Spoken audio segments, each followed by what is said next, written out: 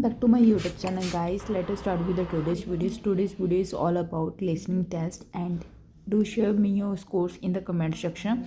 अगर आपको किसी भी मॉड्यूल में कोई भी प्रॉब्लम है रीडिंग, राइटिंग, लिसनिंग, स्पीकिंग, तो आप मेरी स्पेशल प्लेलिस्ट बनी हुई जाकर चेक कर सकते हैं. Test 1. You will hear a number of different recordings and you will have to answer questions on what you hear.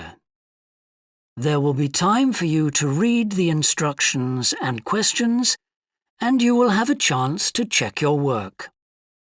All the recordings will be played once only. The test is in 4 sections. At the end of the test, you will be given 10 minutes to transfer your answers to an answer sheet. Now turn to Section 1. Section 1. You will hear a telephone conversation between a travel agent and a customer. First, you have some time to look at questions 1 to 6.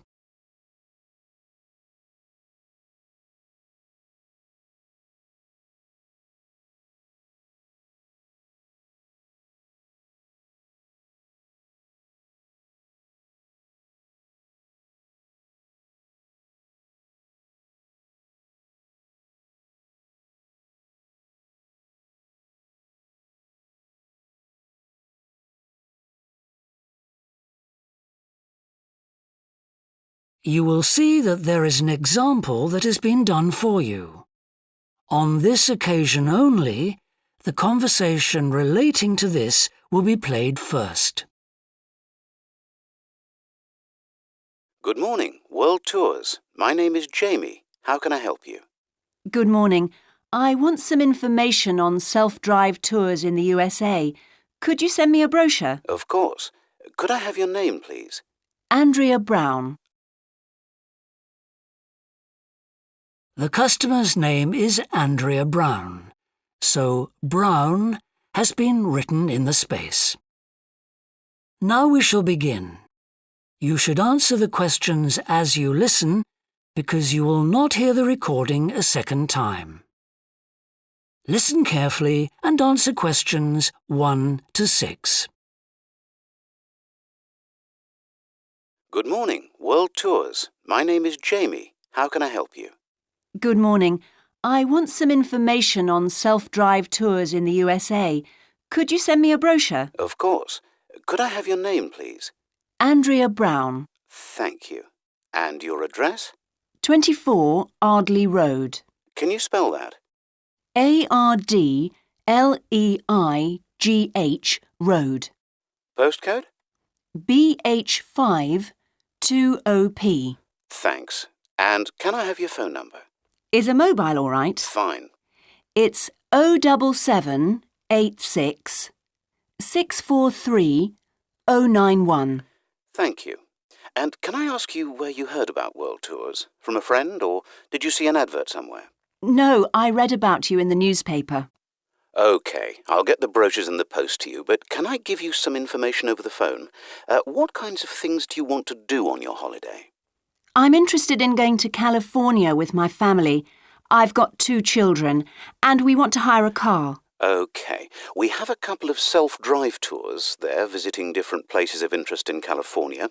The first one begins in Los Angeles, and there's plenty of time to visit some of the theme parks there. That's something on my children's list, so I'd want to include that. Good. Then you drive to San Francisco. From San Francisco, you can drive to Yosemite Park, where you spend a couple of nights. You can choose to stay in a lodge or on the campsite. I don't like the idea of staying in a tent. It'd be too hot. Right. And the tour ends in Las Vegas. OK. The other trip we can arrange is slightly different. It starts in San Francisco, then you drive south to Cambria. Someone told me there's a really nice castle near Cambria. Will we go near that? Hearst Castle is on that road, so you could stop there. Good. I'd like to do that. Does this trip also go into the desert? No, it continues to Santa Monica, where most people like to stop and do some shopping. We have enough of that at home, so that doesn't interest us. OK. Well, you could go straight on to San Diego. That's good for beaches, isn't it? That's right. That's a good place to relax, and your children might like to visit the zoo before flying home. I don't think so. We want some time for sunbathing and swimming. Before you hear the rest of the conversation, you have some time to look at questions 7 to 10.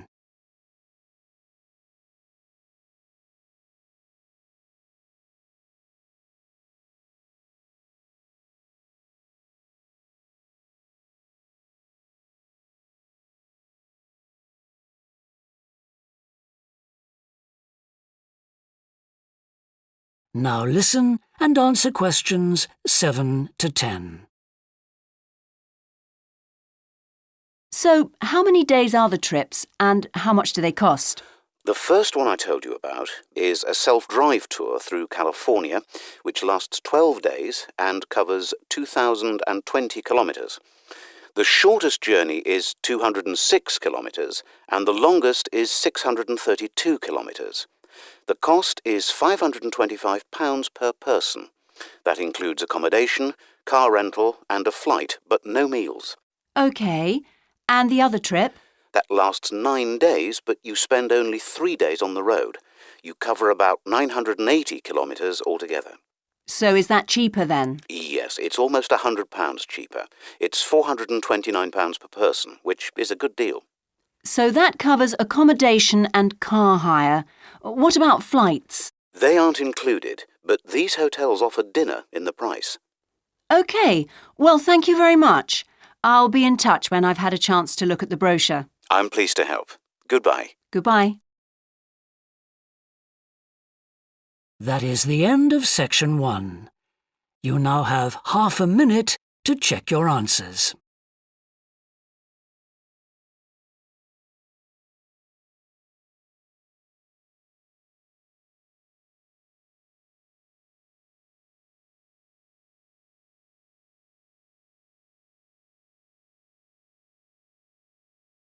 Section 2.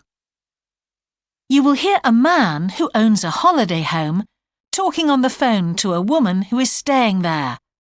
First, you have some time to look at questions 11 to 13.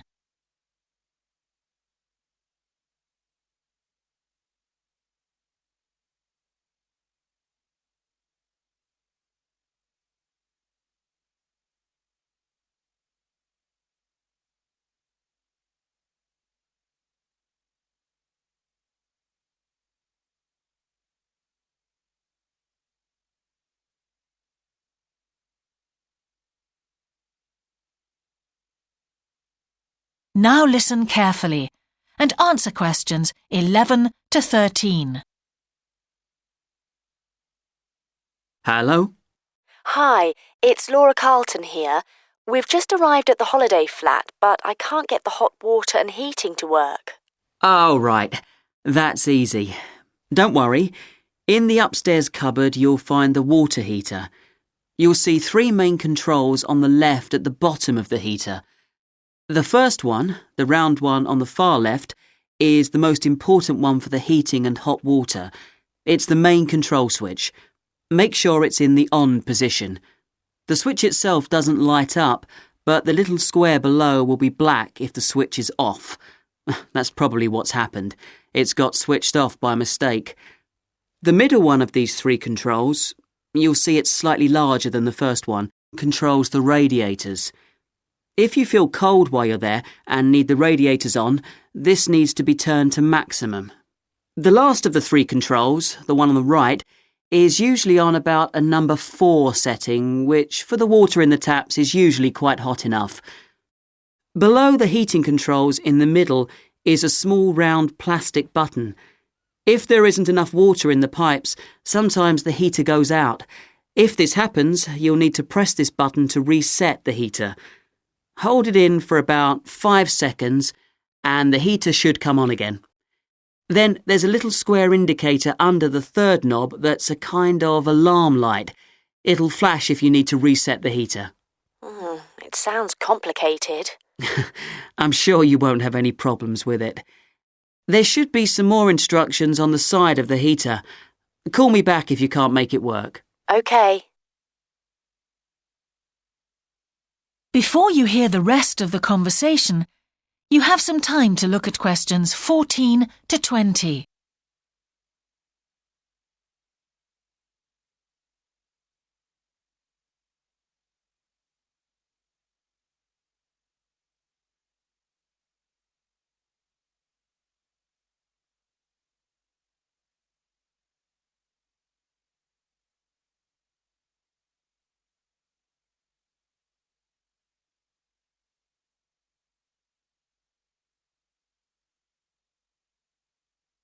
Now listen and answer questions 14 to 20. While you're on the phone, we haven't managed to find a few things we need, like extra pillows for the beds and some washing powder. Is there any here? Pillows, yes. If you look in the cupboard, the large white one upstairs, to the left of the bathroom door, there should be 4 or 5 on the top shelf. And if you want to do some washing, there's some powder for that, probably by the back door. There's a kind of shelf there above the sink. In fact, I'm sure there's some there in a large blue box. You need about half a cupful for each wash. Oh, and that reminds me. The spare key to the back door is hanging on a hook on the wall by the sitting room window. Please make sure to put it back when you've used it. The previous guest lost it in the garden and I had to get another one made. And if you have any trouble with the lamps, you'll find some spare bulbs in a large cardboard box. It's on top of the washing machine with all kinds of useful things in it. Oh, and another thing I forgot to mention when we last spoke. Yes? I've left you a local map so you'll be able to find your way around easily. It shows the whole area. I put it in the top drawer of the chest under the TV in your bedroom. There's a whole file of local information in there too. Thanks. What about visiting the town? Can you give us any advice? Yes. You'll need to take the car. It's too far to walk from the flat, really. You have to pay to leave your car in all the car parks now, I'm afraid. I like the one that's by the station best, and you can walk to the town centre from there in 5 minutes. That's where all the best restaurants are. But if you want a takeaway, the Italian one does really good pasta and pizzas.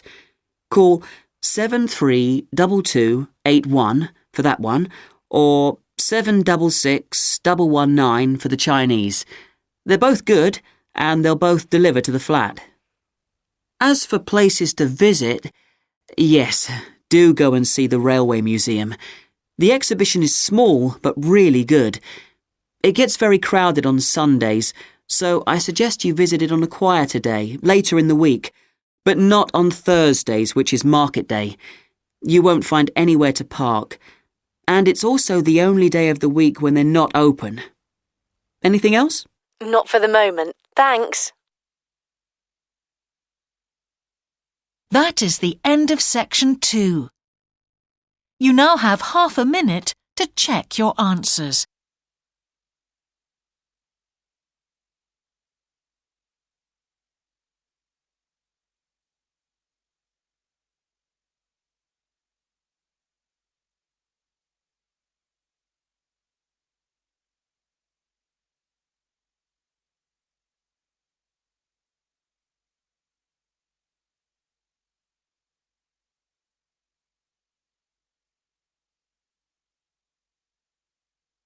Now turn to section 3.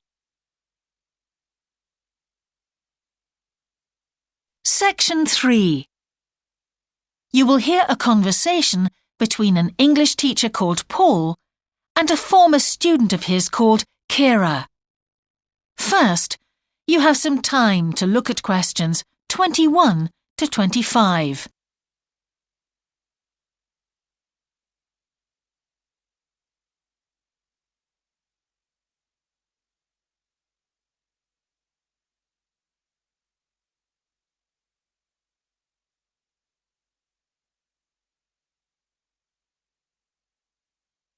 Now listen carefully and answer questions 21 to 25. Hello, Kira. How are you? Fine, thanks, Paul. How are you? Well, thanks. It's good to see you. It must be 12 months since you did our course. That's right. It's nice to come back and say hello. What course did you enroll in? Actually, I went straight into third-year pharmacy. They credited me with 2 years, which probably made it more difficult for me. On the other hand, you were lucky to be granted credits. Is that why you chose the course? Yes, and as I'd already finished a course in it in my country, I thought it would be easier if I studied something I already knew. I didn't realize you went into third year. I thought you started in first year. No wonder it was so hard. And what do you think is one of the big differences between studying at a university here and studying in your country? Well, I found it very difficult to write assignments because I wasn't familiar with that aspect of the system here. The main problem is that the lectures expect you to be critical. That made me feel really terrible. I thought, how can I possibly do it? How can I comment on someone else's research when they probably spent 5 years doing it? I think a lot of people who come from overseas countries have similar problems. But after a while, it became easier for me. People expect you to have problems with the process of reading and writing, but in fact, it is more a question of altering your viewpoint towards academic study.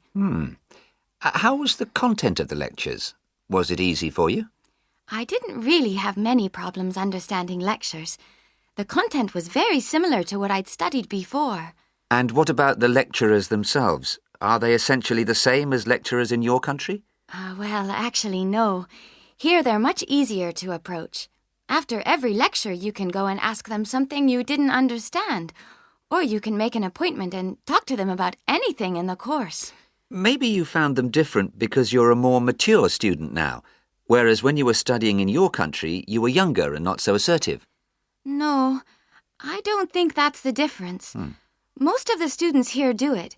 In my faculty, they all seem to make appointments, usually to talk about something in the course that's worrying them, but sometimes just about something that might really interest them, something they might want to specialize in.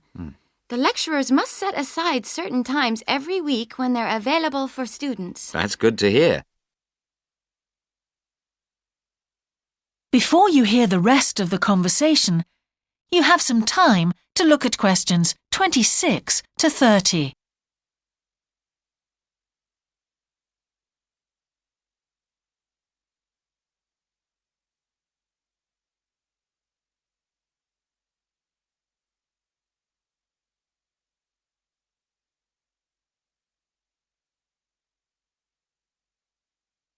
Now listen and answer questions 26 to 30. And how was your timetable? Was it a very busy year? Oh, very, very busy. They make you work very hard. Apart from lectures, we had practical sessions in a lot of subjects. We did these in small groups. I had to go and work 4 hours every week in a community pharmacy. Actually, I enjoyed this very much, meeting new people all the time. Then in second semester, we had to get experience in hospital dispensaries. So every second day we went to one of the big hospitals and worked there. And on top of all that, we had our assignments, which took me a lot of time. Oh, I nearly forgot. Between first and second semesters, we had to work full-time for 2 weeks in a hospital. That does sound a very heavy year. So, are you pleased now that you did it? Do you feel some sense of achievement? Yeah, I do feel much more confident, which I suppose is the most important thing. And have you got any recommendations for people who are studying from overseas? Well, I suppose they need very good English. It would be much better if they spent more time learning English before they enter the university, because you can be in big trouble if you don't understand what people are saying and you haven't got time to translate. Anything else? Well, as I said before, the biggest problem for me was lack of familiarity with the education system here. It sounds as if it was a real challenge. Congratulations, Kira. Thanks, Paul. That is the end of section 3. You now have half a minute to check your answers.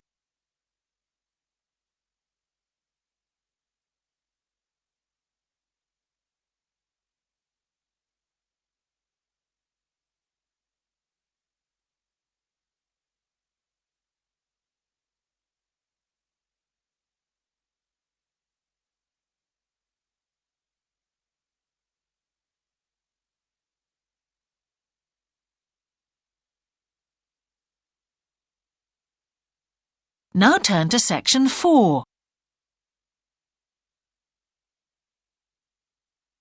Section 4. You will hear a talk about a project on the wildlife found in city gardens in Britain. First, you have some time to look at questions 31 to 40.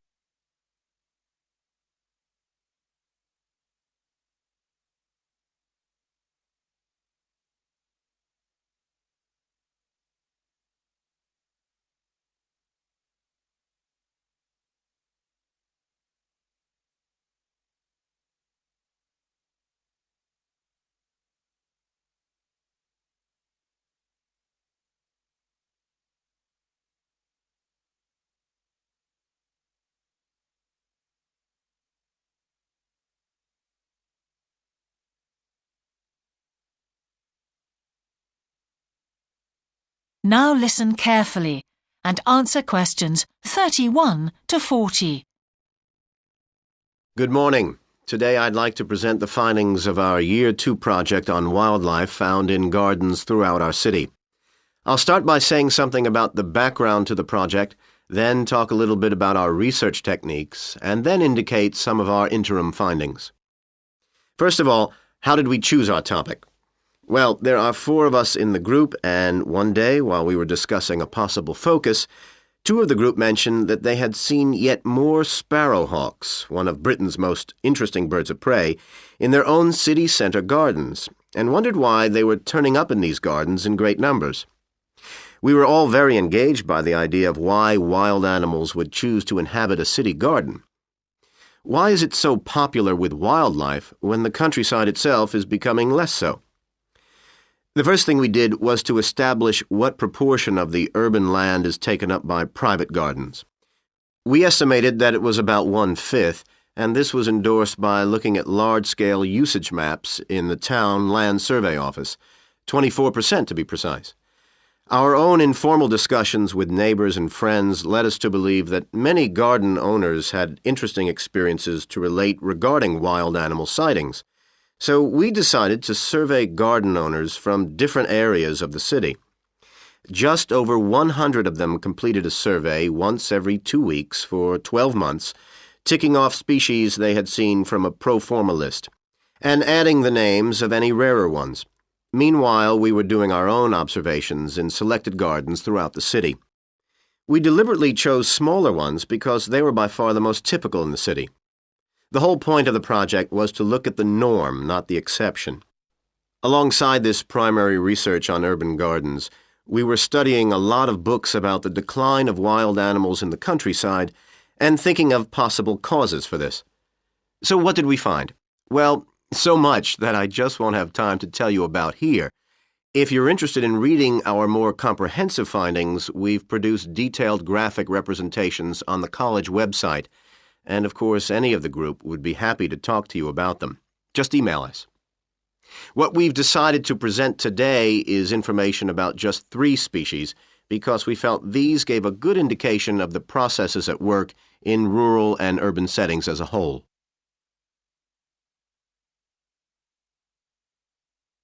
The first species to generate a lot of interesting information was frogs, and there was a clear pattern here. They proliferate where there is suitable water. Garden ponds are on the increase, rural ponds are disappearing, leading to massive migration to the towns. Hedgehogs are also finding it easier to live in urban areas, this time because their predators are not finding it quite so attractive to leave their rural environment, so hedgehogs have a better survival rate in cities. We had lots of sightings, so all in all we had no difficulties with our efforts to count their numbers precisely. Our final species is the finest of bird singers, the song thrush. On the decline in the countryside, they are experiencing a resurgence in urban gardens because these days gardeners are buying lots of different plants, which means there's an extensive range of seeds around, which is what they feed on. Another factor is the provision of nesting places, which is actually better in gardens than the countryside. Hard to believe it, but it's true. Incidentally, we discovered that a massive new survey on song thrushes is about to be launched, so you should keep an eye open for that. Now, I'd be happy to answer any questions you may have. That is the end of section 4. You now have half a minute to check your answers.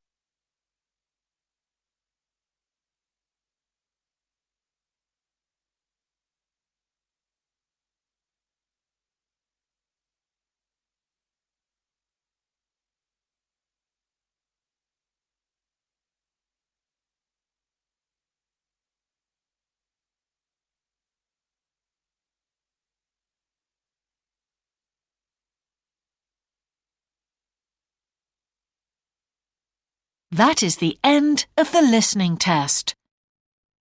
In the Ielts test, you would now have 10 minutes to transfer your answers to the answer sheet.